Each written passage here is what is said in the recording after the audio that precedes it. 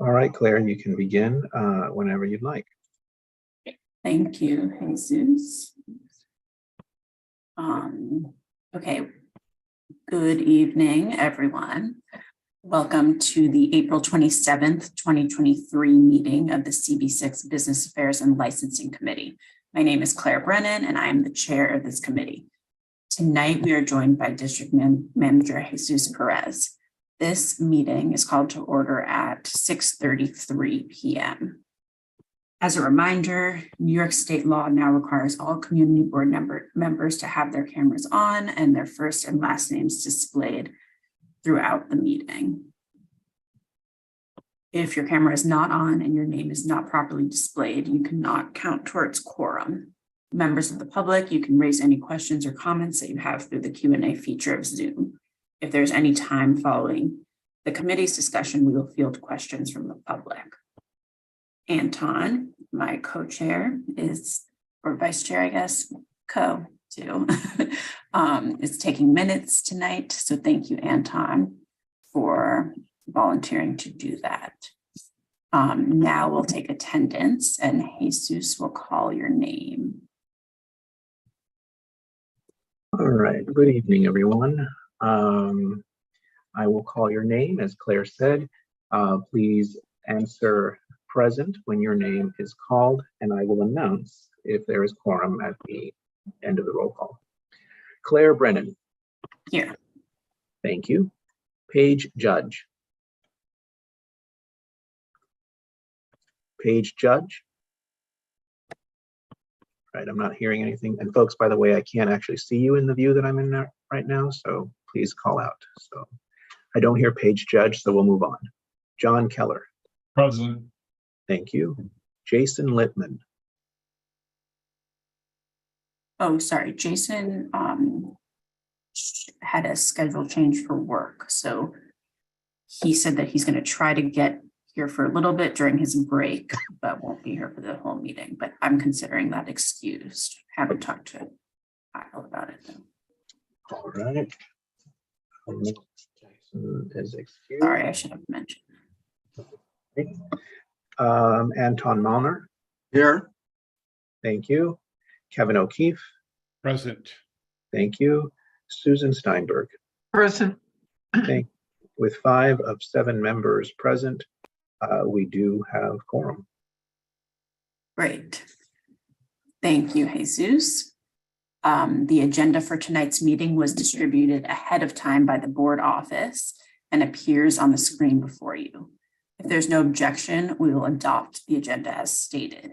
Members of the committee, if you object to adopting the agenda, you may raise your hand through Zoom now. I'll wait a few seconds, but I'm not seeing. For the record, please, for the record, please note that one of the applicants was not able to attend tonight, so we will see them next month. So this would be adopted as amended, if that's what the committee chooses. Thank you. Sorry, just told me that. Okay, seeing no objections to the agenda as amended, the agenda is adopted. Now we will adopt the minutes from the March 30th committee meeting, which were distributed ahead of time. If there's no objection, we will adopt these minutes as drafted. Members of the committee, if you object to adopting these minutes, you may raise your hand through Zoom. Anton. Just a minor correction on the March 30th, 2023 meeting minutes under agenda item 3. Report waived, except for the committee was exhorted to pay attention to how many applicants don't acknowledge in the 30-day notice whether they had or contemplated outdoor dining has to be included. Okay. Otherwise, I'm fine with it. Okay. Sorry. Can you repeat that? What? Okay. Add the Number word. 3. Mm-hmm. Add the word dining after outdoor. I see. Okay. We'll make that edit. Thank you. So any objections to the minute? Thank you, Anton. Minutes as amended, the inclusion of outdoor in front of dining, raise your hand. I don't see any hands, so the minutes from the March 30th committee are adopted and will soon be available on the CB6 website. Okay, let's set some ground rules that you're all already familiar with, but I'll just go through quickly. In order to conduct an efficient meeting, we will observe the following. No one will speak until granted the floor. I'm the one who does that. Committee members, if you have a question about committee business or wish to make a motion, please raise your hand through Zoom. The chat function should not be used for committee business or questions about agenda topics. All such remarks should be made on the record by raising your hand through Zoom. Chat should only be made to the chat should only be used to alert us to any technical difficulties you are having or to state in writing information like an email address that was already stated aloud on the record during the meeting. When a committee member is given the floor to speak, I will identify you and you can unmute yourself and speak. Again, committee members are required by the state open meetings law to have their Zoom cameras on and your first and last name displayed during tonight's entire meeting, from the call to order to adjournment. If you must step away from your computer briefly, you are required to leave your camera on. Ish. Let's get down to business. So you all saw the agenda. There's one group that's not joining us, but we're going to start with a discussion of ongoing noise issues at the Broken Shaker, which is located in the Freehand Hotel, which is 23 Lexington Avenue. I was thinking about this earlier, and most of us on the committee are pretty seasoned and have been here for a while, so I don't think I have to go into so much background about this issue. We have talked about it at length multiple times, including when Broken Shaker was up for renewal for their license.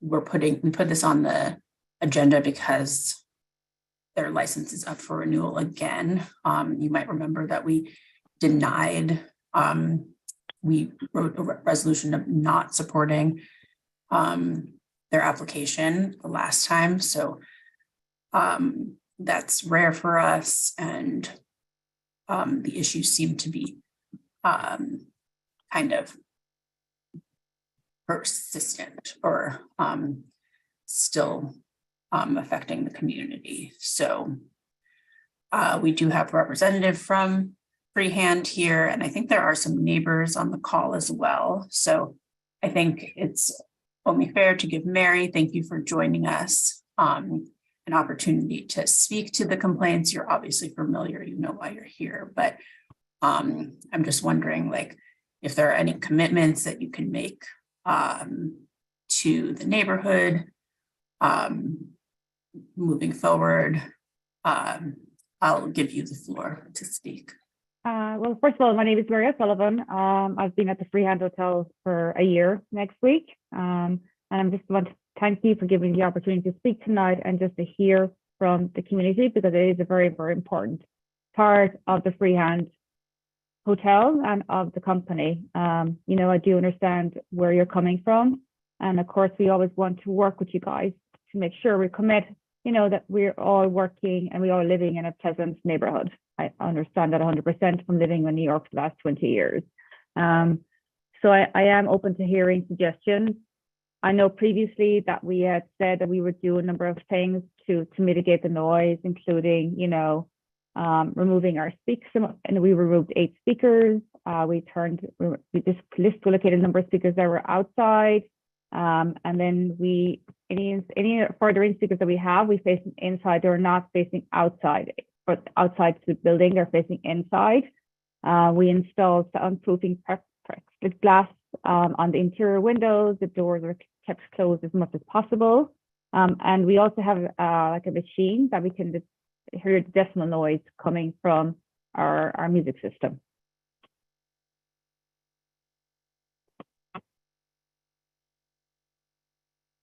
Okay, so that machine, what are the decibel levels that it registers? Not that I would want Oh, to know. so I have there was a report that we had done on it. I think it was shared with you previously. Okay, I'll look into Yeah. that. Okay. So you said that you did remove speakers and now they're back. No. We removed we removed 8 speakers, and then we reversed other speakers that were facing outside. They faced inside. So now how many speakers, but you left some speakers on? There's approximately 4. Mhm. And is there dancing in this space, or the speakers are just playing? They're playing so what we did was we've asked them to be at a lower level, so it's more of a lower acoustic level of the speakers. Do any members of the committee want to ask any questions here? I will open it up to the public, I think, as well. Susan?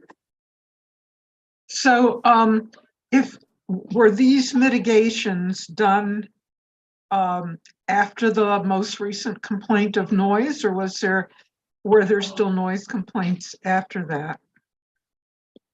I have not received any noise complaints.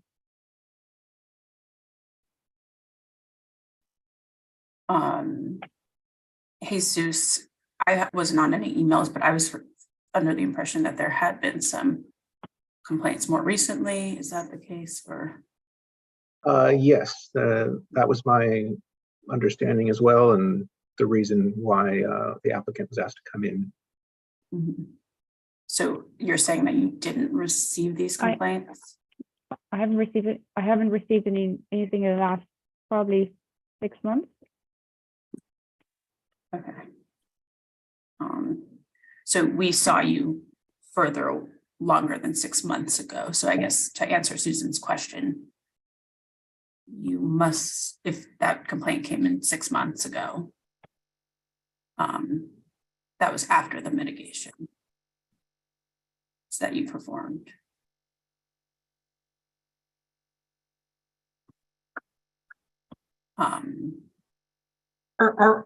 I'm sorry, are the complaints primarily noise from the music or people outside, or?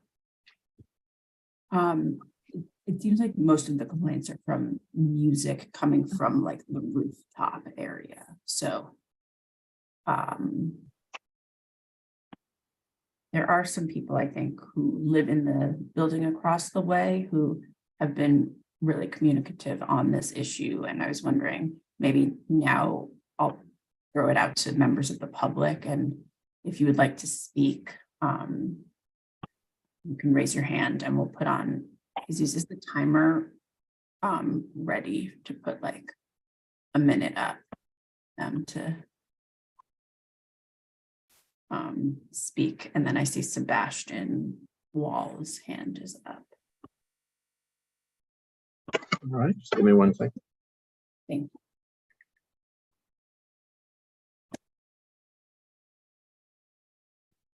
Has there been any discussion of removing more speakers, in order to, accommodate requests of the community? And it's really just an issue of outside also. Have you discussed that at all? Okay. Are you talking to me? I'm sorry. I'm asking you, yes. Has there been any discussion to just remove the speakers from? I can take it into consideration, yes, and I will bring it forward to my head office. All right. Would you like me to enable Mr. Wall to speak and set the timer for 1 minute? Yes, please. All right, Mr. Wall, you have the floor for 1 minute.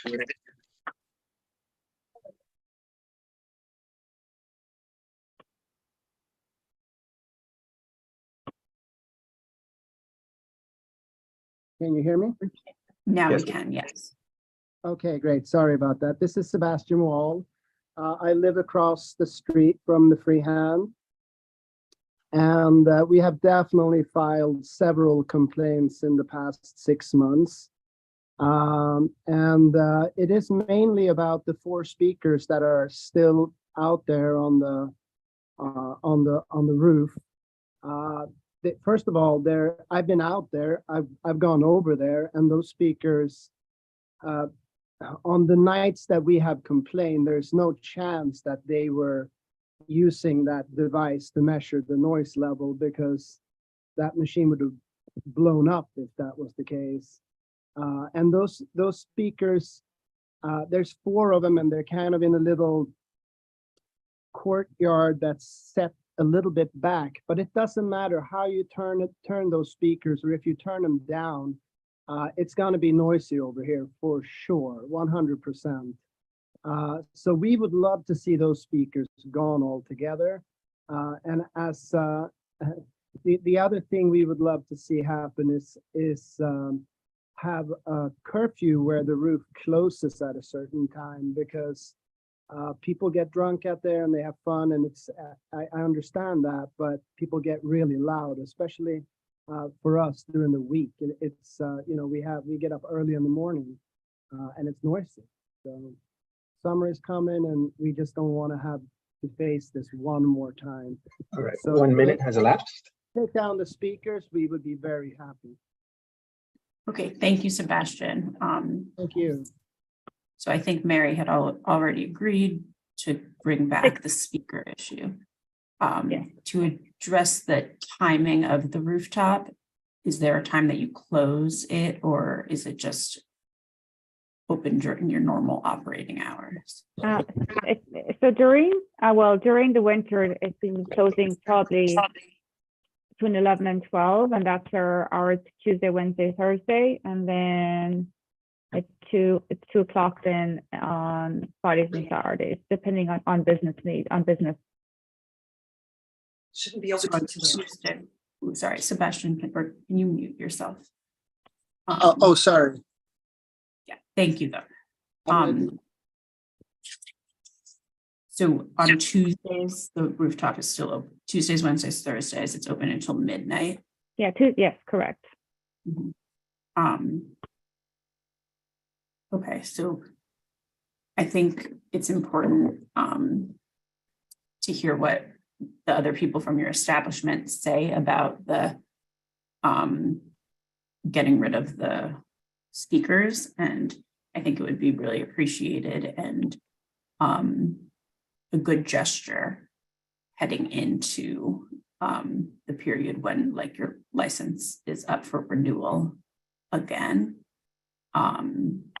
And as Sebastian said, with the summer coming, I anticipate that roof being used more and being even louder than it is, or what that it has been over the winter. So it would be great if you could go to your colleagues and mention this conversation and that this request and the kind of risks that are involved if you all don't kind of make the situation better.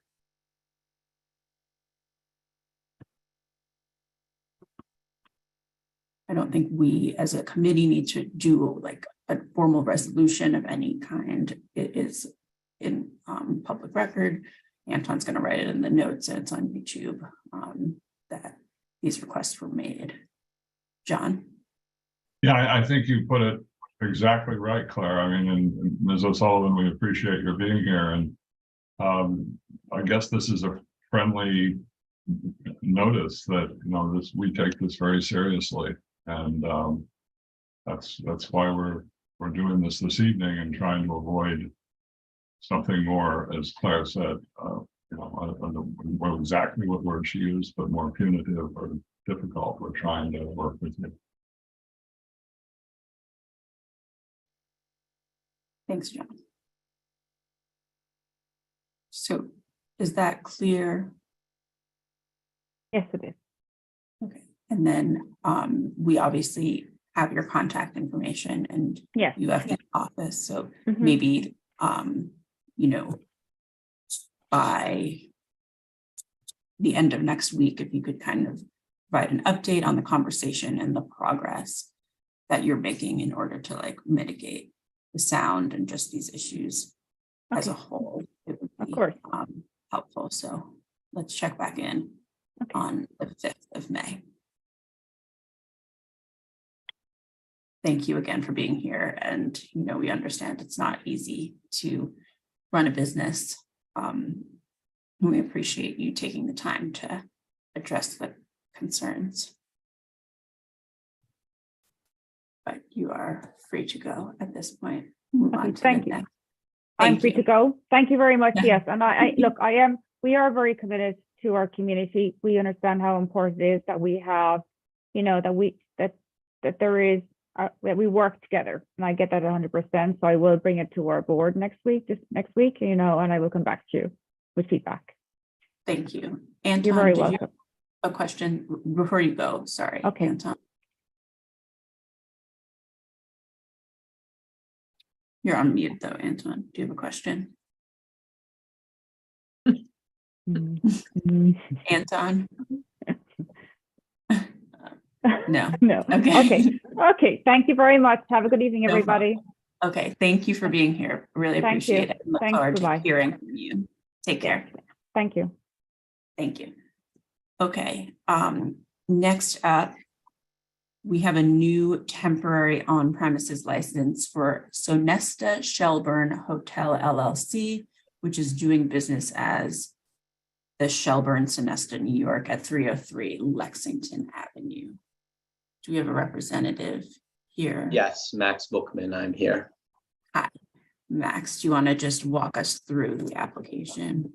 Sure. Thank you, Claire, and good evening, CB6. I'm Max Bookman. I'm an attorney. My law firm is Pozetsky and Bookman. I've been representing liquor license applicants before CB6 for the last 8 years, and my firm's been doing it for 35 years. And it's nice to see some familiar faces on this Zoom, Susan Steinberg and John Keller from before the pandemic days. It's good to see you.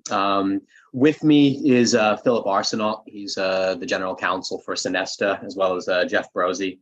He's an owner and operator, operating partner of IGC Hospitality, and I'll explain what those names mean in a minute. So this is a hotel liquor license application for the Sonesta Shelburne Hotel, which is on Lex and 37th. This place has been a hotel for quite some time. It was in its most recent iteration was the Athenia Hotels and Suites. There had been a liquor license. The most current liquor license issued for that hotel was issued in 2012. There's been a liquor license issued in the building going back to 2003 and perhaps earlier. 2003 as far back as we've been able to research. The hotel was acquired by Sonesta in 2021. Sonesta is a well-regarded hotel brand. They're a responsible operator. They have hotels around the world and around New York. There's been no alcohol in the hotel since it was acquired, but there has always been food and beverage at the hotel. There's always been 2 F&B spaces. One of them was a ground floor restaurant. Most recently, that was Rare Bar and Grill, which had been there for many years. And there'd always been a penthouse, which most recently was called Rare View Rooftop.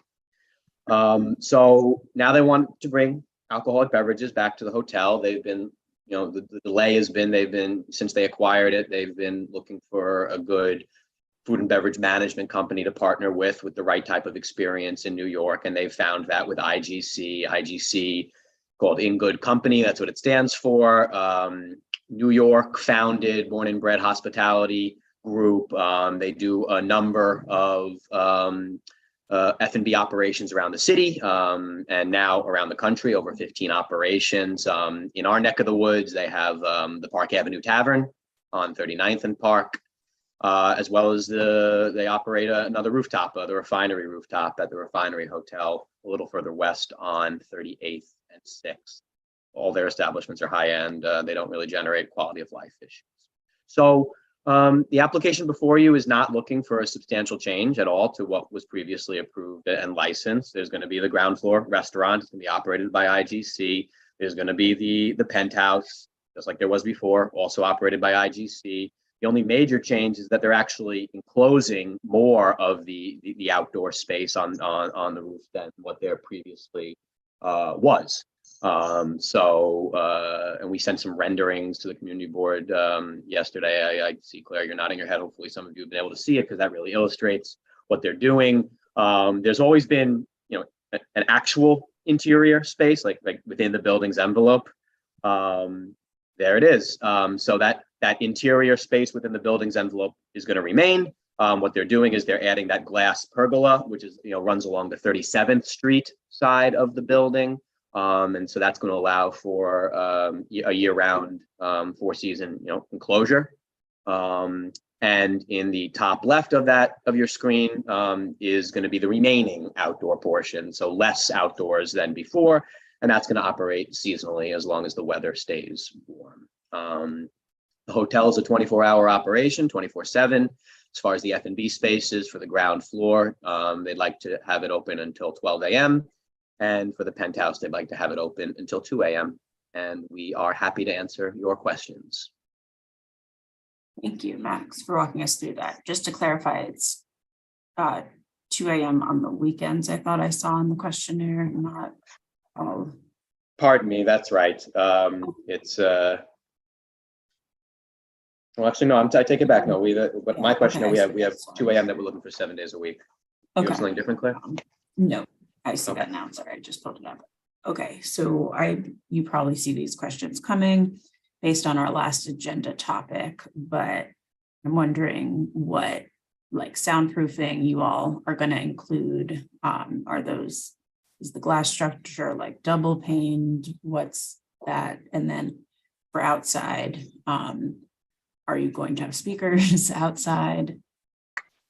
Sure, so I could address that. I don't know if it's double paned or not. When I'm done speaking and answering this question, if Jeff or Philip, if you know the answer to that question, maybe you could chime in and add. But a few things. First of all, the mere fact that they're enclosing a significant portion of the existing outdoor rooftop, which was previously all outdoors, is going to provide some natural sound attenuation. There's not going to be anything but recorded music up there, so no DJ or live music or dancing or anything to that effect on the roof. The outdoor portion of the roof is going to be a seasonal operation, so there's not going to be any operations in the winter. We're open to additional suggestions. I mean, when Sonesta acquired the hotel, they asked the previous operators if there were complaints about the entire outdoor rooftop operation. And we were told that there were none, but if there are, then we were expecting to hear some tonight. And if there are suggestions from the committee to help us get off on the right foot with the committee about how to better utilize the rooftop, we're open to those. Great, thank you. I guess another follow-up for that is kind of, when you hear hotel bar, there's something that pops into, I think, all of our heads automatically, that might be different, but is there kind of like a vibe that you all are going for? Yeah, I could talk about the vibe, Claire. So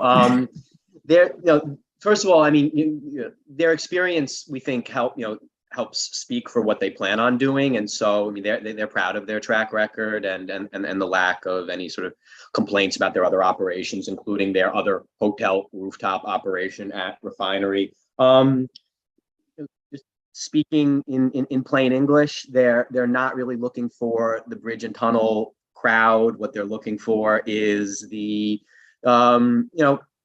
after work, folks who live, who are working on 42nd Street. We think that's enforced by, we can give you a sense of some of the menu prices. So, cocktails are going to be, average price of a cocktail is going to be $14 to $21. No happy hours, and that's something we could stipulate to. No pitchers of beer or anything like that would encourage, a more drinking, cheap drinking environment. They do have, and they're known for their cocktail program, but they're expensive cocktails. They're nice cocktails. They're not the kind that you would have three or more of. That's helpful. Oops, sorry. Thank you.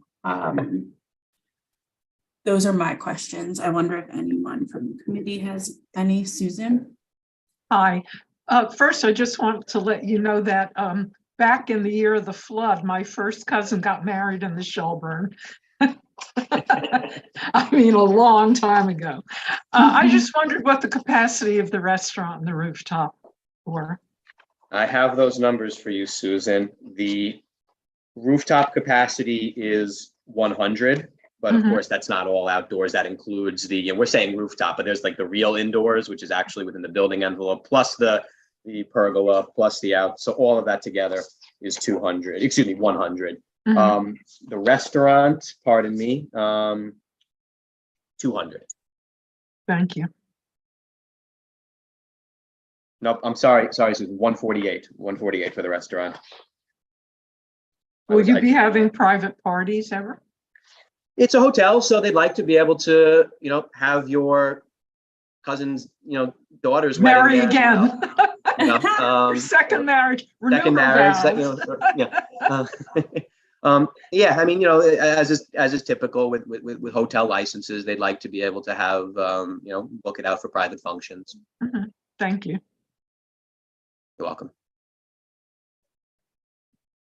The committee gathers its thoughts for the next question. We do have here, it's listed as principal for Sonesta, but we really do need a name for this person so that we can have our record be accurate. Can you provide me with that name of whoever is joining tonight?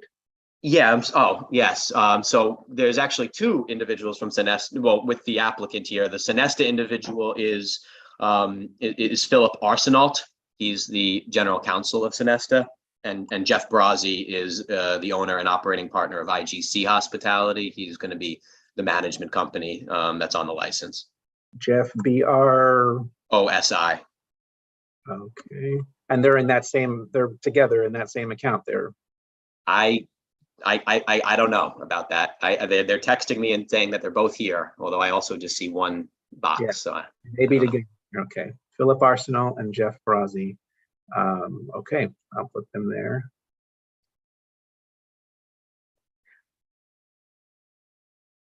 All right, sorry about that, Claire. Just a No little house. problem. Yes, completely understand. Are there any other questions from folks on the committee? I do see Philip Arsenault here, but I think we don't need to upgrade him or anything unless you want more clarity on your question, Jesus. Oh, there he was. Yes, I didn't realize there. Okay. Should I put up the resolution? Yes. Okay. Well, actually, I think let me take that back for 1 second and see if there's any Motion of no objection. That's true. Second. And that's seconded by Anton. Thank you both. Okay. All right. Sorry, jumped the gun there. No worries. And I'm presuming there's no input from the public, as we haven't seen any hands go up. Okay. All right. Can everyone see the document? Mhm.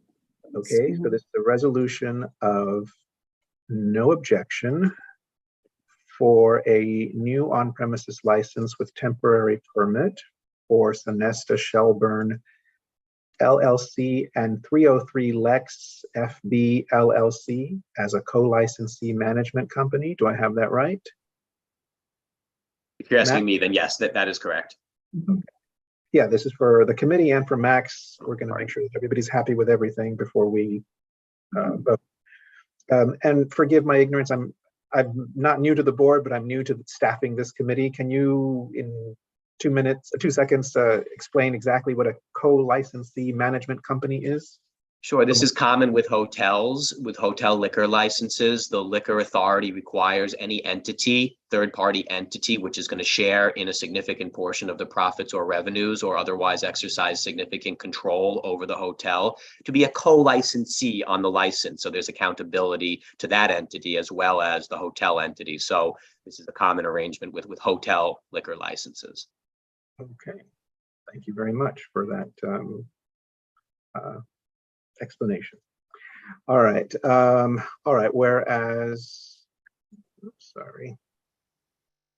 Whereas Max Bookman, attorney, and Okay, I guess these principals are not here. That's right. Instead, it's Philip Arsenault. I'm spelling that correct, I guess. Arsenault is the spelling. All right. And that he is not a principal, he is general counsel. That's correct.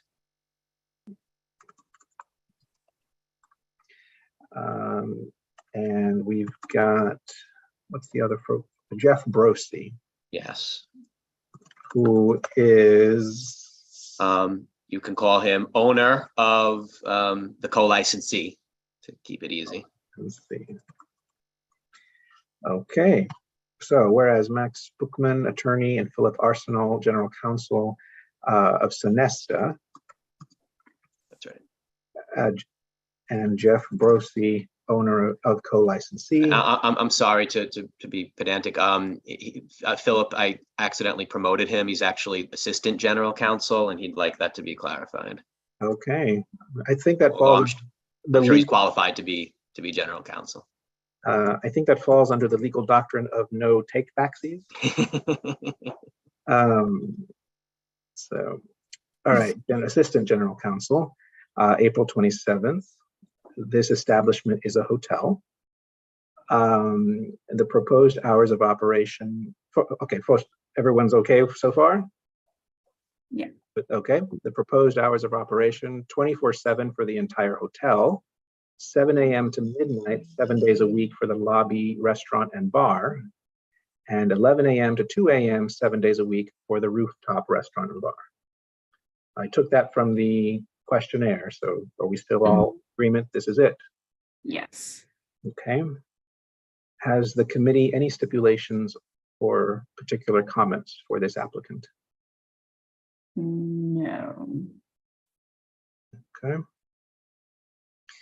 We'll strike that then. And I heard no members of the community mention anything. Mm-mm. Oops, we got the date there. April 27, 2023. My goodness, April already. The year's flying. May. Almost May, yeah. Almost. Has no objection. I'll clean that up later. Okay. So everyone is happy with what is written here. The committee can proceed to its consensus vote whenever it wants to. Great, thank you, Jesus. So if anyone wants to vote in some way besides in favor, I'll give you a second to raise your hand now. Otherwise, this resolution passes. Okay, it's unanimous. Mhm. And I do see that Paige has joined us. Hi, Paige.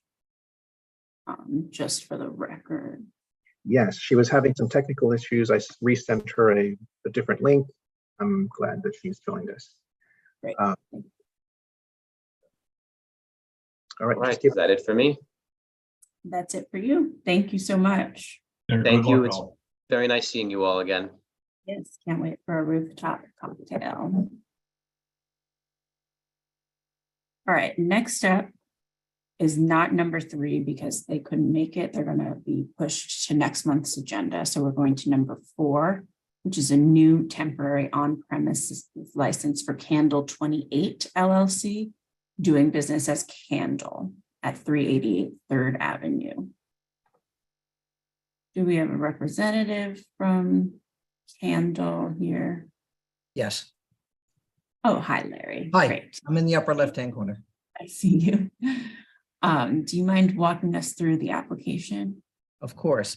I'd like to comment on the last application because my office is 30 feet away from the hotel.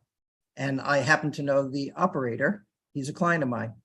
So my name is Lawrence Silverman. I'm an attorney. I've been practicing law about 35 years. I've represented hundreds of restaurants, not so much in the capacity of liquor license law, but have represented a few hundred liquor license applicants.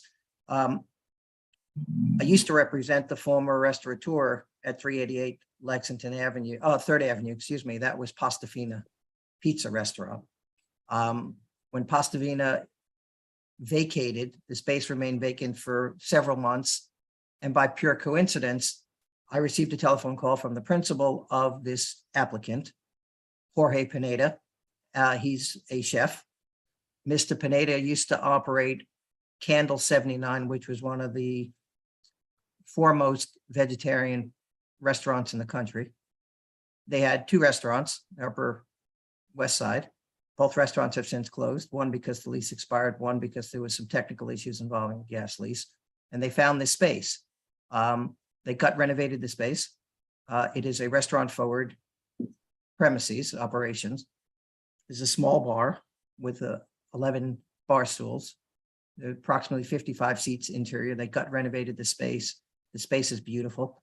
I don't want to criticize my former restaurant client, the pizza restaurant, but it's night and day from what the former restaurant looks like to what it is today.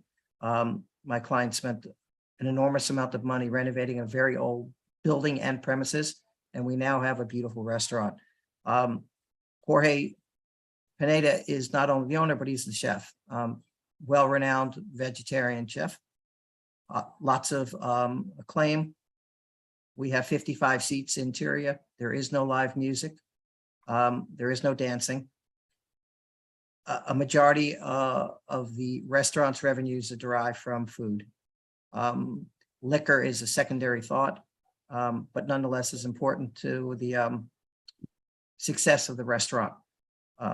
The hours of operation are from 11 o'clock in the morning till 10 p.m., 7 days a week. We don't expect, except if there is a private event, to extend our hours beyond 10 p.m. I have visited the space. It's very nice. We encourage the board members to visit. It's probably one of the better vegetarian restaurants in New York State. And so if there are any questions, I'm glad to answer any questions. I believe that Mr. Pineda was sent the link, and I believe that he may be here in the meeting. I don't see it. I only see 5 or 6 different squares. I'm not sure if I he's see him now. Oh, yeah, he's here. Yeah, he wasn't here before, but I see him now. I'm here. okay. So I'm that's here. that's the chef and owner of Candle 28. And if you have any questions of him, I wanted him to participate. He's going to be your neighbor. I'm one of the neighbors. I represent lots and lots of restaurants in this community board district, including the next door neighbor, Turkish Kitchen, who I've represented for 30 years. And so I think Mr. Pineda and his restaurant are going to be an excellent neighbor. I don't think the restaurant's going to create any issues whatsoever. Great. Thank you for walking us through, and thank you, Mr. Pineda, for being here with us this evening. I will add, I did go to Candle 79 a few times before I closed and was very sad. There was a moment where I lived very close to it, and a roommate was vegetarian, so we went there a lot, and it was wonderful, even for a meat eater like myself. So I think just off that, on a personal note, it would be a welcome addition to our district. You were pretty clear with what you shared already, so I'm going to throw it out to the committee. Are there any questions? Claire, can I just point something out? The photograph that you just showed, obviously the plywood is off and there is glass in the front of the restaurant with you could see, obviously that was during the renovation stage. We are open. There was a soft opening about a month ago, and they are now operating fully, but obviously all that plywood is gone. And there's a new Yes, it's facade. a Google Street View from June 2022. So Yes, that's when they first took the space. In fact, the New York City Pizza Kitchen next door is a client of mine as well. They did lots of renovations, so I think they opened a year ago. Thank you for clarifying. Susan, did you have a question? Oh, you're muted though.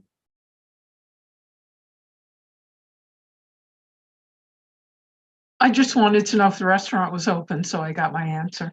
It's open now and we'd love for you to join us. I think it's a great Okay. meeting. Awesome. I am biased, of course, No worries. not because I'm a I- vegetarian, but because I think they did a beautiful That job of too. build out. And I think it's a welcome addition to the neighborhood. Mr. Silberman, can I ask a question?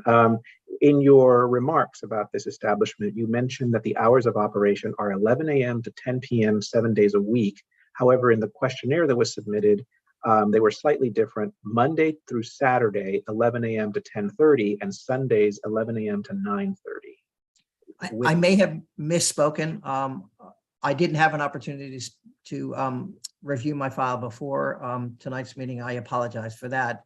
I did speak to Mr. Pineda, and I apologize if there's any discrepancy. I don't think it changes dramatically. We're not going to be open past 10:30 on any given evening.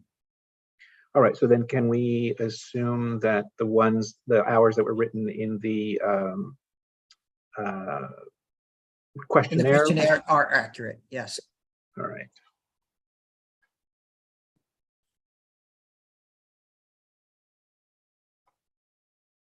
Great. Are there any other questions? Jesus, you're okay? No. Yes, yes. Any questions from committee members? If a attendee from the public wants to ask any questions, you can raise your hand, but otherwise, I think we're all set and we could use a motion. No objection. Second, Thank you. All right. Can everyone see the document? Yes. All right. All right, so a motion of no objection for a new on-premises license with a temporary permit for Candle 28 LLC, doing business as Candle at 388 3rd Avenue. Committee and Mr. Bookman, Mr. Silberman, sorry about that. Everyone happy with That's all this? right. All right. Yes, we're happy with this. Yes. Okay. I think you said yes. All right. Whereas Larry Silberman, attorney, and Jorge Pineda, principal, appeared April 27th. Have I got everyone's name? Everyone's good with this? Yes, Okay. Is it accurate to describe the establishment as a vegetarian restaurant? yes, Okay. Whereas the hours of operation are as listed in the questionnaire, Monday through Saturday from 11 a.m. to 10:30, Sundays from 11 a.m. to 9:30. We okay with this? yes. Yes, Okay. Does the committee have any stipulations or particular comments for this establishment? No. Okay, we'll strike that from the resolution. I heard nothing from the members of the public who were present, so we will indicate that no members of the community had any comments for or against. April 27th is today's date, and we have no objection. Okay, so I guess you can all proceed to the vote whenever you're ready. Great. So if anyone has wants to cast a vote that's not in favor of this resolution, please raise your hand now. And I don't see any hands or people motioning to their computers. So I think this resolution passes the committee.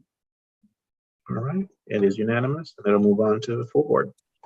Well, thank you, everyone, and have a pleasant evening, and please join us at the restaurant. Thank you, Yeah, Larry. thank you. That's a Thank Great, nice have a nice pairing evening, next, everyone. next to the Thank Turkish you so much. kitchen. Have a nice Very hopefully we evening. see you soon, guys. Definitely. Thank you. And we wish you the best of luck. Thank you so Thanks, much. guys. Thank you, Thanks so everybody. much. Thank you. Bye. Take care. Thank you. Okay. Next up on the agenda is very exciting. It is our first application for a new license to operate a cannabis retail dispensary at 201 East 30th Street. I just want to, start out by saying, Jesus shared the application. I think this is the location of where it's going to be, that Jesus shared with the committee, the location. So we have some information, but I'm also happy that Heidi, is that how you pronounce your name? Heidi has joined us, representing the establishment, and is willing to answer any questions that we have. But I just wanted to start with you. Heidi, do you mind kind of sharing some background about the owner, the establishment as a whole? Usually, as I think you were on for the previous agenda items, we ask applicants to submit a questionnaire, but since this is a new and ever evolving kind of process, we don't have a questionnaire ready for the applicant. So if you could just share kind of some general details about the application and the owner, I think that would be helpful to set like the stage at first, and then I'll open it up to questions, if that's okay. Yes, sure. Thank you. Hi, good evening, everyone. My name is Heidi Palmer, and I will be representing Michael Gant. He is the president of 201 East 30th Corp, and he's doing business at Smiley Exotic. So we are applying for a retail dispensary. This location is going to be used as a temporary delivery only location. So it's not going to be a full-blown dispensary as of yet. We are going to try to put in the petition after the temporary elapse. It's only for 12 months. So after the year closes, we will put in the petition to convert it into a full dispensary if we get the approval from OCM, which is the Office of Cannabis Management. They're the one that we are applying through. So just to give you a little background about Michael Gant is a justice involved individual. So the first round of licensee that got approved for this new program, this new legislation on cannabis, were justice involved, people that had previous conviction for marijuana. So he had a conviction, obviously, and so we submitted the application for him and he got approved. He is also a business owner. He has other 2 retail locations. And he's very excited about this new project. So it's very new for you guys, the same way that it's very new for us as well, because it's ever changing. Like you said, every day there's a new law, a new rule. One thing that I can share with you guys is that it's going to be very, very regulated by OCM in regards to how the delivery is handled, who are our suppliers. Everything has to be run through OCM, meaning we have to notify them of who's going to be our suppliers. We need to register any vehicle that we're going to be using for delivery with them. We have to register with the Department of Motor Vehicle. And, we need to have a point of sale. We need to have inventory. Everything is going to be very heavily regulated. So right now we're expecting our hour operations to be from 9 a.m. to 11 p.m. There is a restriction of hours. OCM does not allow us to operate from 12 a.m. to 8 a.m. So those hours are not allowed. So we're going to be doing 9 a.m. to 11 p.m. Right now, we're hoping to do 7 days a week. If anything changes, we'll definitely keep you guys informed. We're planning on having 4 workers. It's a small little location. So right now, we just got the contractor in. We're working on getting all the plans and diagram and all approvals. So if you guys want a copy of that later on, we can also send that over to you guys so you can see the layout.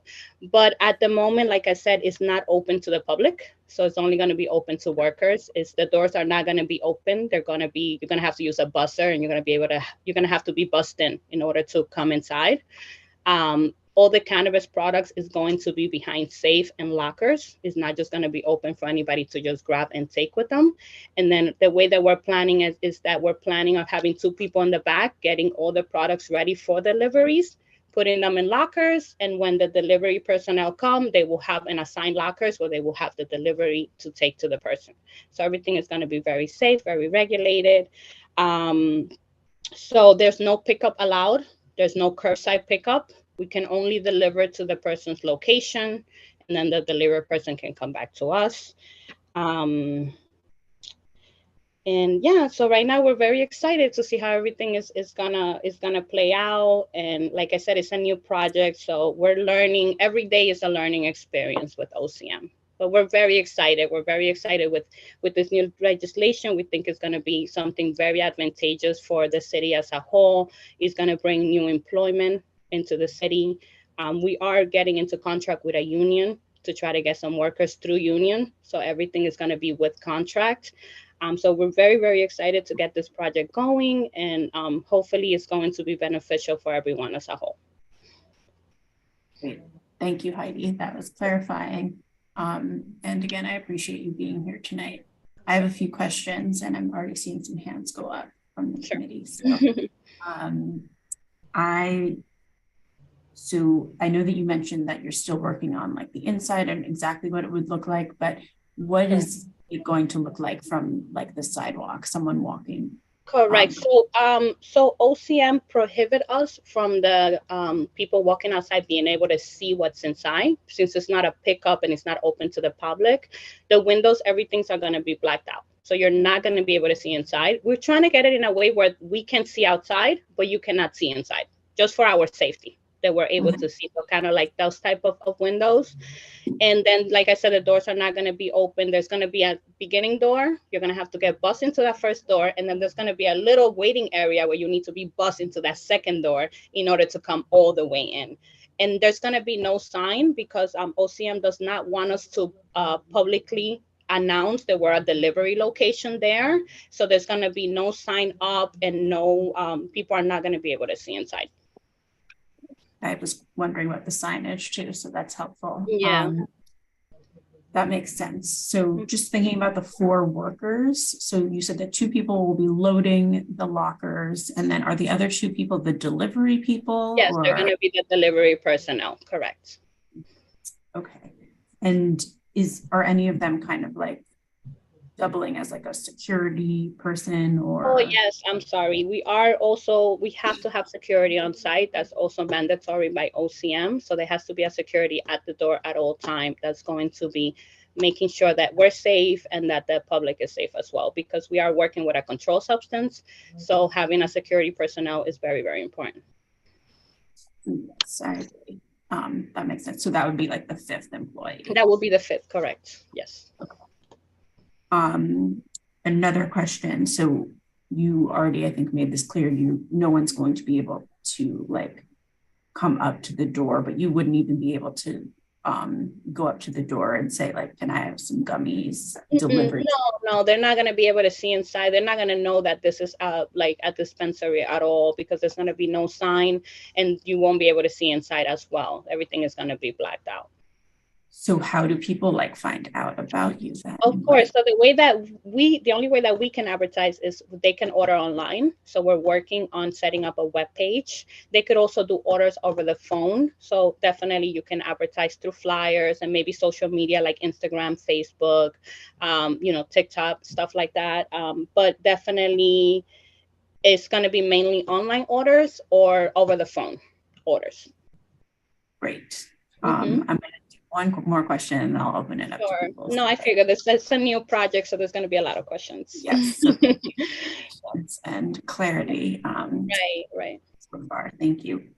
I'm just wondering, sometimes establishments come and say, you heard from the past lawyer, like he lives in the neighborhood or he has all these businesses that he represents. I'm just wondering, like, what brought this business here? What about like this block was attractive for this type of operation?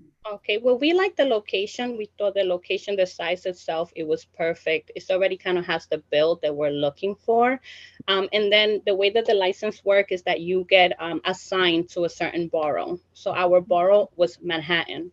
So why we chose Manhattan? Because Michael Gant is from Manhattan, born and raised in Harlem. So he wanted to stay close to where he lived. And what attracted him about that was mainly the location. The area is very nice and quiet, and the build of the premise itself, what the location that we took over, it had the perfect layout and the perfect size for what we wanted to do. Great. Okay, I'm going to stop asking you questions, but that does not mean the questions are stopping.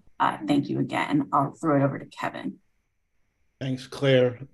Heidi, wishing you and the operation all the best. But I do have a question about the location.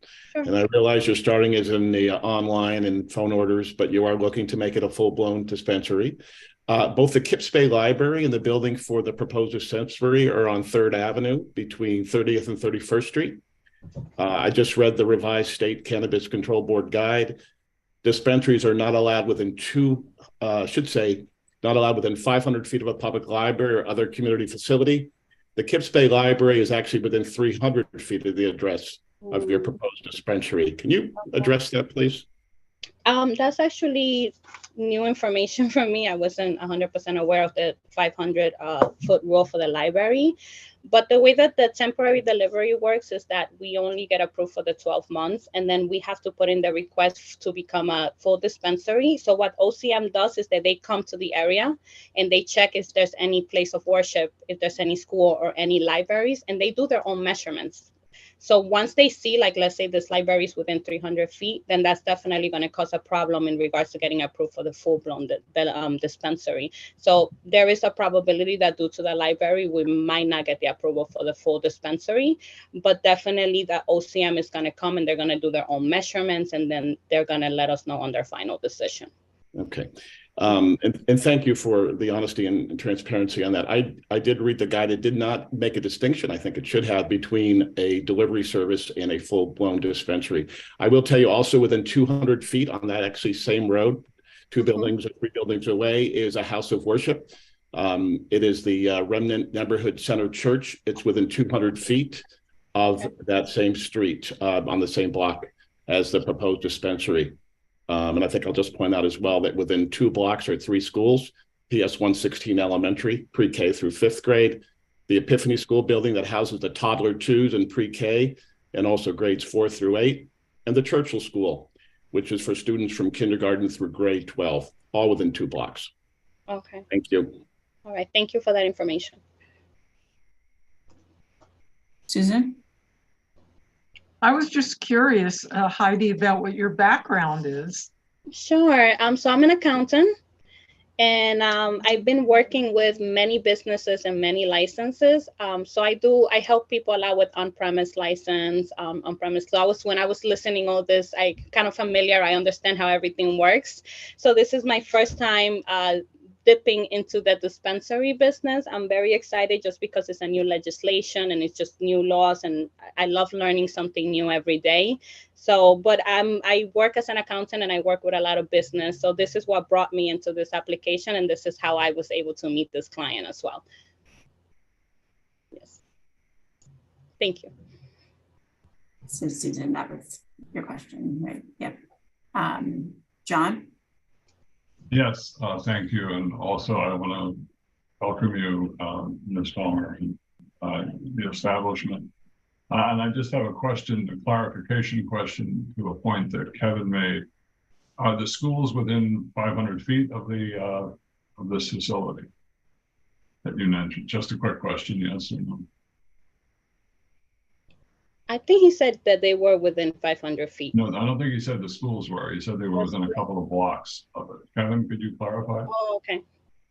John, thank you. I would be glad to clarify. And John, I know you've done a lot of research on this as well.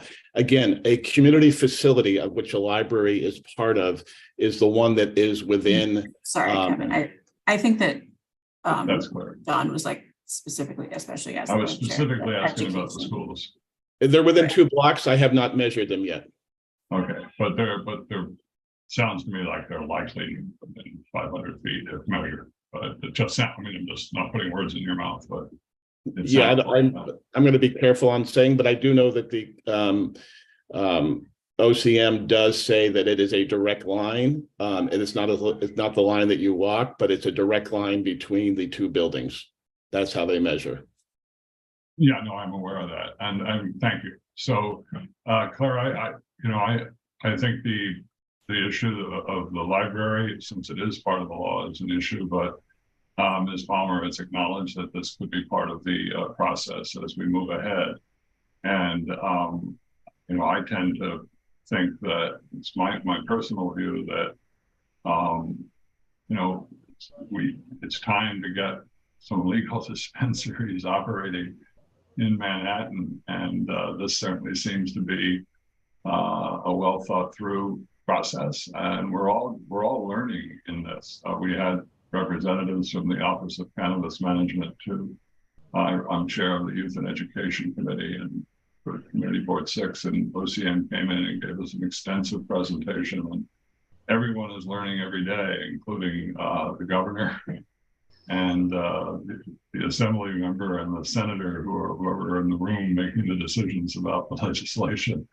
But so I tend to be very open at this point to legal operations that want to follow the law, and it sounds like that's exactly what this is, and I'm just very happy to welcome you and support you. Thank you. Thank you for that. Another question just popped up. Heidi, how will the deliveries be made? Are they like? Yes, that's a good question, actually. We are actually gonna have a vehicle that we're going to register under the corporation. So there's going to be one vehicle, and then we're gonna get one bike. So bike will be like more local, and then they will use the car for like further deliveries and due to like parking issues. So we're trying to limit down to one car, but they're gonna be done via the car and the bike. And if it's something that is very close by that he can walk, then they could also go walking. So it depends how far the person is. Got it. Thank you. Susan? So, to that point, I never thought about it, but it seems to me a bicycle delivering cannabis or somebody walking around with a cannabis delivery is a little out there, a little vulnerable. That's just an observation. My question is, if in fact the 500-foot rule prevents this from becoming a full-blown dispensary, is it worth Michael's while to do this at all? That's actually also a very good question as well.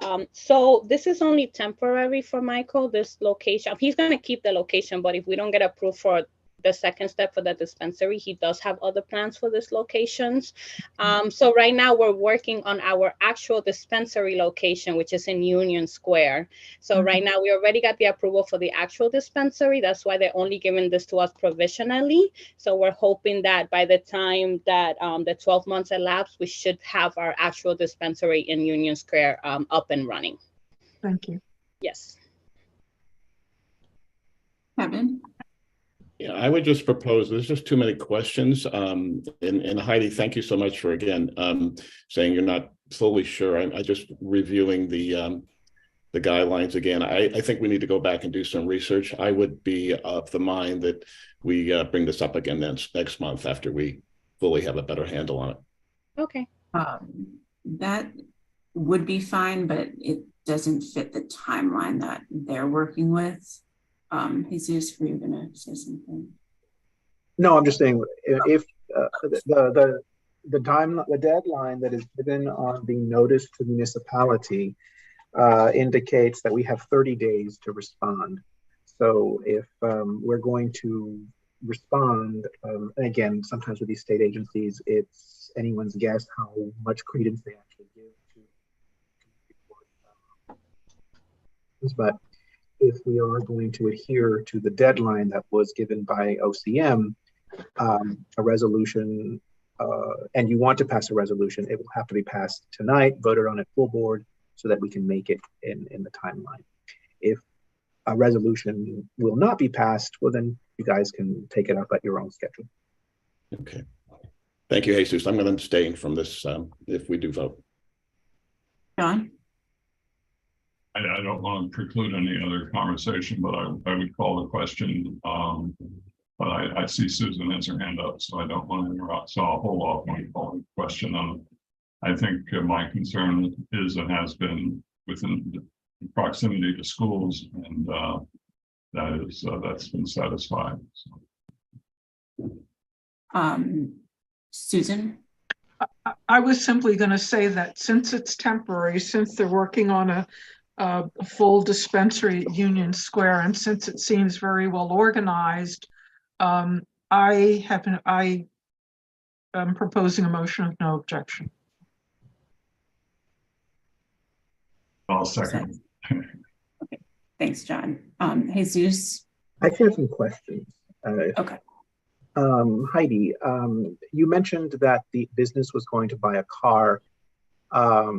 Is that car going to be parked around the establishment?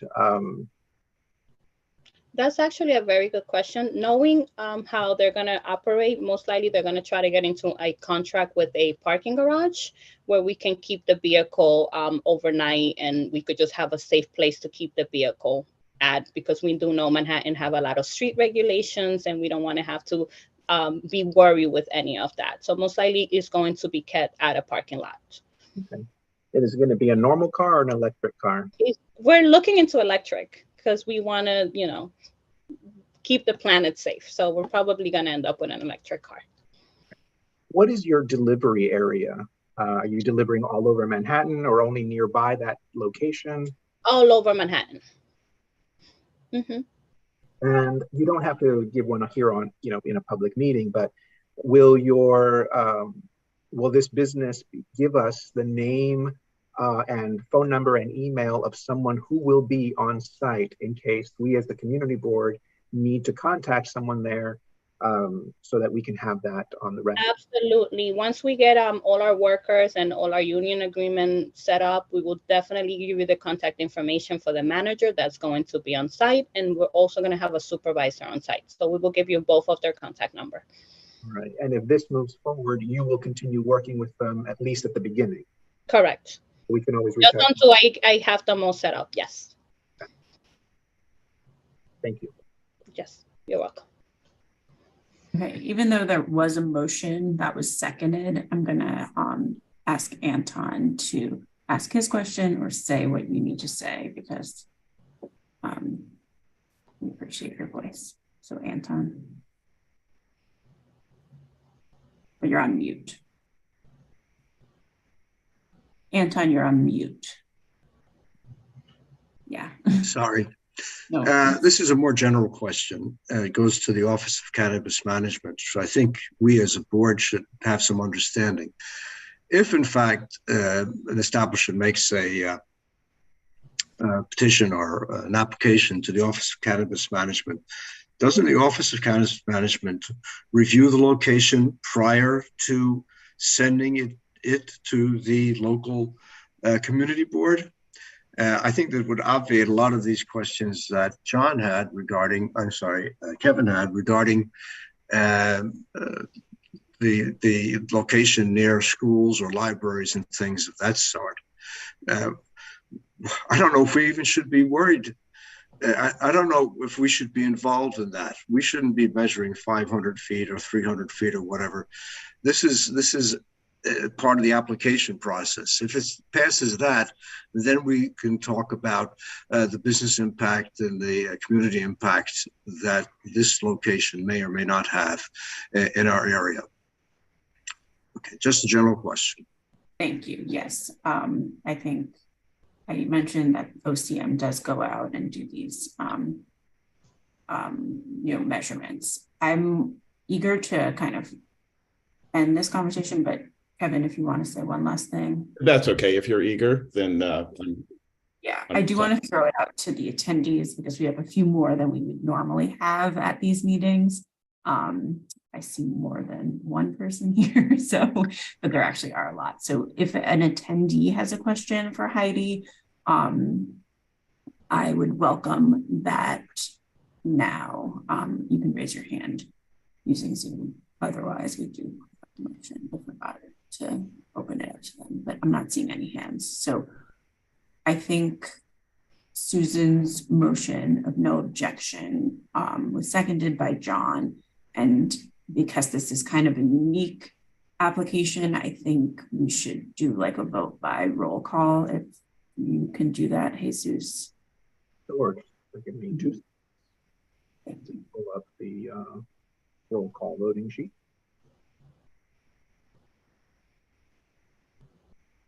I have like 50,000 tabs open. That There is me all the time. Take your time. All right. Okay. Okay, so a motion of no objection was moved and seconded to not object to the location of a cannabis delivery dispensary at 201 East 30th Street. So a vote in favor is a vote to not object, and a vote opposed is a vote to object, or rather a vote to not pass a motion of no objection. I will call your name and you will state whether you are in favor, whether you are opposed, whether you abstain, or whether you abstain, or whether you are not entitled. All right, is that clear? I think I may have mumbled my words there. No, We get it. I think we get it. I had a stroke the other time. Okay. Because it's true. Just in case oh my God. All right. Susan, let's hear about that wedding again. All right. Okay. Claire Brennan. In favor. All right. Thank you. Paige Judge. Paige, you're on mute.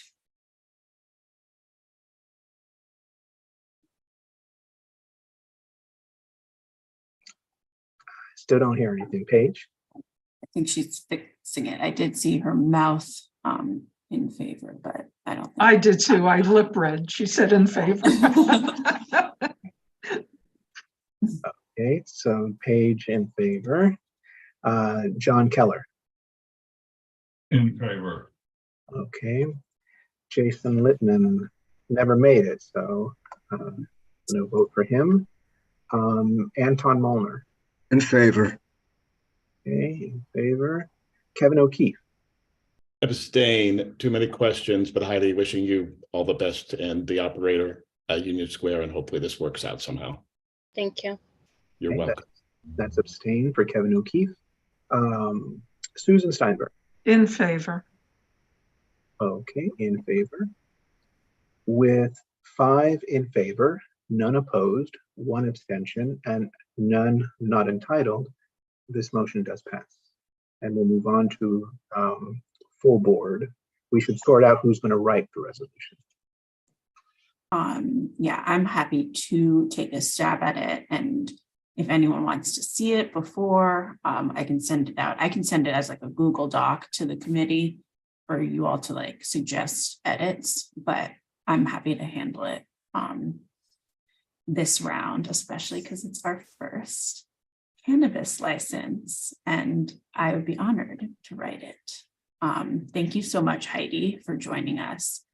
It sounds like you're prepared to be communicative and your client is too, and responsive. So we really appreciate you committing to that here tonight. And as Kevin said, we wish you the best of luck here and in Union Square, and we'll be in touch. Thank you so much. I appreciate your time and you guys have a good evening. Thank you. Thank you. Claire, as far as a timeline is concerned, it would be ideal to have this resolution pretty much written by Thursday of next week, because we do have to send them out Friday. Now that they have that 3-day rule in the bylaws, having all the resos for full board ready by that Friday before when we send out the packet is a good way to be in conformity with that. That's great. It's supposed to be rainy this weekend, so I will sit home and write the reso. But seriously, thanks everyone for the questions and concerns. And like we said, there are still a lot of questions still open-ended. You know, John is still working on the enforcement angle of all of this. It is kind of, you know, interesting to see OCM's lack of enforcement at this point. So hopefully it goes smoothly, but I'm proud of us for submitting this first resolution of support. I see Kyle has joined us. Thanks for joining us. Do you have something to add? Yeah, just wanted to thank the committee. I know that this is new territory, not only for the applicant, but for the committee as well. We can only borrow from adjacent community boards that have already opened dispensaries. But just wanted to thank everybody for their conversation on this and for being progressive in how we think about certain issues. Just to clarify some things, the enforcement issue that John and Claire and LV have been leading is in regards to illegal dispensaries, but not for legal ones. So the fact that we are getting applicants for legal ones is a very good step in the right direction and not really under the purview of what we're talking about. We're trying to combat the illegal ones that have no regulations, that you know, might be doing things like being within 500 feet and things like that. And as Anton mentioned, those things are taken care of by the enforcement agency themselves. So we are going to be working on this, and thank you again, John and Claire, for that. But just wanted to clarify that for everyone. So thank you again. Thanks, Kyle. Yes, that's a great clarification. And I want to extend this thanks to Jesus, who has been doing research. We sent him back to school on this topic, and I really appreciate the research that he's done and shared with me about, you know, what we know and what's still open-ended, and also his commitment to getting these applicants here to talk to us and answer our questions. So thank you very much, Jesus. That brings me to my chair's report. I don't really have much to say, but just going off of our last agenda item, I think it is wise for us to start quickly thinking about what a questionnaire for these cannabis applications might look like for our committee. So with the research that Jesus has done, he's sent over some resolutions. I don't know if we found any questionnaires from other committees yet, but we're gathering information and thinking about it and hoping to put together some sort of a questionnaire soon. I'm happy to kind of spearhead that process as well, and maybe I'll make it an agenda item for next month, because we're probably tired tonight, but I think it is worth just having a discussion, all of us, what's important, what we want them to include. I am of the mindset that we don't want to have a long questionnaire, you know, that might be discouraging to fill out, but I think that there are some key issues that will come up repeatedly that it would be nice to know a little bit more specifics in advance of them joining us. With that being said, you know, with these legal licenses, there are some questions that, like Jesus mentioned, and I think OCM kind of is interested in hearing from us on, and kind of falls into three general buckets, you know, the location. So, you know, they will do their surveying, but, you know, if there's a particular space of community space that doesn't show up on Google Maps with like a basic search that we know about, like we can kind of contribute those ideas and thoughts to. Obviously the hours of operation are really important, and like the method and means of operation. So getting to like, how are these goods going to be delivered, if it's a delivery, service, that kind of thing. And yes, those are the three kind of buckets that we have started to think about, but we'll go through and think about more specific questions to ask on a brief questionnaire before any of these other applicants come in. Kyle? Yeah, and I'll send this to Claire and to Jesus to send out, but because I saw some confusion and shaking heads, but there is a state guidance on adult retail dispensaries, which do detail like proximity to schools, proximity to houses of worships and things like that, and who will be enforcing it. So we'll send that out as well, because that'll inform the questions that we ask, as well as the questionnaire that we end up putting together. So it'll be good if everyone has the same sort of base to start off, rather than, you know, personal thoughts on it or what we're hearing through the media and things like that. So we're all on the same page. Kevin? Jesus, Yes, that's the document that I was referring to, with all the feet distances and references to schools and house of worship and all that. Everybody should read that. Yes. Thank you. I also have, yeah, I'm sorry, I was muted. I also have copies of the questionnaire for CB3 that CB3 put together, because they've gone down this path a bit before we did, and also CB2. They were the first. They had 2 on their first night. Theirs is a bit long. It's like 6 pages. I believe it's been updated since I've gotten this copy, but I can give you those things, and Kevin or Kyle, whoever provides me with these links, and I can send along resolutions that have already been passed by other boards. I mean, not to overwhelm everyone, but I can send you what we can. I can compile all this stuff. You guys can sift through it and see if it's helpful to you. Thank you, Jesus. I think the more information you have and that's shared within this committee, the better, and folks can decide to read it or not. But it is interesting and pertinent. And like you said, you know, we have 1 now, it could be 2 next month. We don't really know like what the pace of this whole process is. So we really should get started on working on it and thinking about it. That reminds me that like, similarly, we will want to have a resolution template figured out, but I think for the first few resolutions that we write, we can just do them from scratch and then think about that more as time goes on. But other than that, Kevin. Mm-hmm. Yeah, I just wanted to point out that it's just guidance right now, because the regulations have not been formally adopted by OCM. So when people talk about regulations, there really aren't any yet. It's just guidance at this point. But OCM can enforce things. Everybody should read the document, because it does make it clear that no, there are not regulations. It says that these are for guidance only at this point.